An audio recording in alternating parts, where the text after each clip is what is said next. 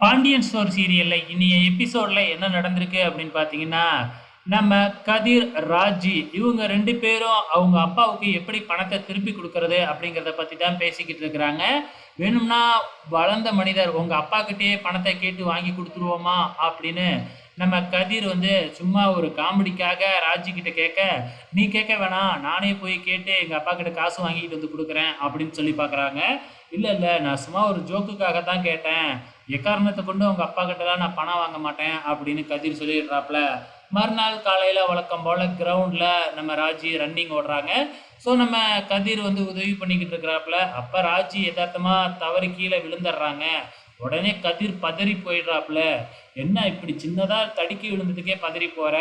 இன்னும் டியூட்டில ஜாயின் பண்ணதுக்கப்புறம் இன்னும் அடிலாம் படுமே, அதுக்கெல்லாம் என்ன பண்ணுவ? இதெல்லாம் பொறுத்துக்கிட்டு தான் ஆகணும்" அப்படின்னு நம்ம ராஜி கதிருக்கு அட்வைஸ் பண்ணிக்கிட்டு இருக்கிறாங்க. "நீ உடம்ப குறைச்சினா உனக்கு நல்லா இருக்கும்" அப்படின்னு கதிர் சொல்ல, "ஆ ஏன் குறைக்க முடியாதா? அதான் ரன்னிங்லாம் ஓடுறேன்ல" அப்படின்னு உடனே, "ரன்னிங் ஓடுனதுனாலலாம் உடம்புலாம் குறையாது.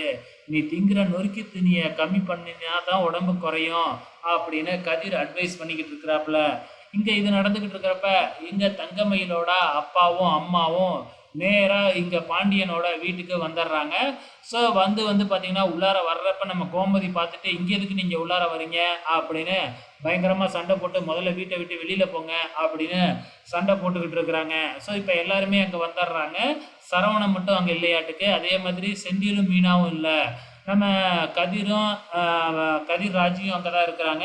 ஸோ எல்லாருமே அவங்கள வெளிய போக சொல்றாங்க. ஆனா இவங்க இருந்துகிட்டு, "உங்க பையன் பண்ற காரியம் ஒரு பொண்ண இழுத்துட்டு ஊர் ஃபுல்லா சுத்திக்கிட்டு இருக்கான்" அப்படின்னு சரவணன பத்தி தப்பா பேச ஆரம்பிக்கிறாங்க. ஸோ அது மட்டும் இல்லாம இவரு ஃபோன்ல ஃபோட்டோ வேற எடுத்துக்கிட்டு வந்திருப்பாப்லயாட்டுக்கு. நம்ம சரவணனையும், அஞ்சலியும் சேர்த்து வச்சு அந்த ஃபோட்டோவ தான் எல்லாத்துக்கிட்டயும் காமிக்கிறாங்க. உடனே ராஜி இருந்துகிட்டு அது அவ ஃப்ரெண்டா இருக்கும். காலேஜ்ல படிச்ச ஃப்ரெண்டா இருக்கும். அதெல்லாம் ஒரு இதுன்னு கொண்டு வந்து சொல்லிக்கிட்டு இருக்கீங்களா? முதல்ல வெளிய போங்க அப்படின்னு சொல்லிக்கிட்டு இருக்கும்போதே, நம்ம சரவணனும் அங்க வந்துடுறாப்ல.